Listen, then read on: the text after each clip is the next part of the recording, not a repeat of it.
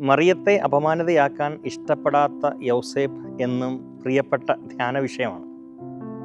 അന്നത്തെ ന്യായക്രമം അനുസരിച്ച് നോക്കിയാലും നിയമത്തിൻ്റെ നിർബന്ധങ്ങൾ നോക്കിയാലും ന്യായം യൗസേപ്പ് പിതാവിൻ്റെ ഭാഗത്താണ്. മറിയത്തെ പൊതുവിധിക്ക് വിട്ടുകൊടുക്കേണ്ടത് നിയമത്തിൻ്റെ നിഷ്ഠയുമാണ്. പക്ഷേ യൗസേപ്പ് വ്യത്യസ്തനാകുന്നു.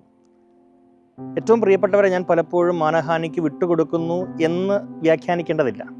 പക്ഷെ ചിലപ്പോഴെങ്കിലും എൻ്റെ നിരുപദ്രവകരം എന്ന് ഞാൻ കരുതുന്ന ചില തമാശകളും കളിയാക്കലുകളും ചില കമൻറ്റുകളും അവരെൻ്റെ മാനത്തിന് ഇടിവ് നൽകിയേക്കാം. ബോധപൂർവമായൊരു ശ്രമം അവിടെ അനിവാര്യമാണ്. ചില നേരങ്ങളിൽ ചില ജയത്തിന് വേണ്ടി ഞാൻ അങ്ങനെ ചെയ്തെന്ന് വരാം. എൻ്റെ ഭാഗം ന്യായീകരിക്കാനും ഞാൻ ചെയ്തെന്ന് വരാം. പക്ഷേ ഓർക്കുക, എൻ്റെ സംസാരം, എൻ്റെ ഇടപെടൽ ഒരിക്കലും അവരെൻ്റെ അഭിമാനത്തിന് ക്ഷതം സംഭവിക്കുന്നതാകാൻ പാടില്ല. അധികമായൊരു ജാഗ്രത കാത്തു സൂക്ഷിക്കാൻ ശ്രമിക്കാം. ദൈവം അനുഗ്രഹിക്കട്ടെ. ആമേൻ.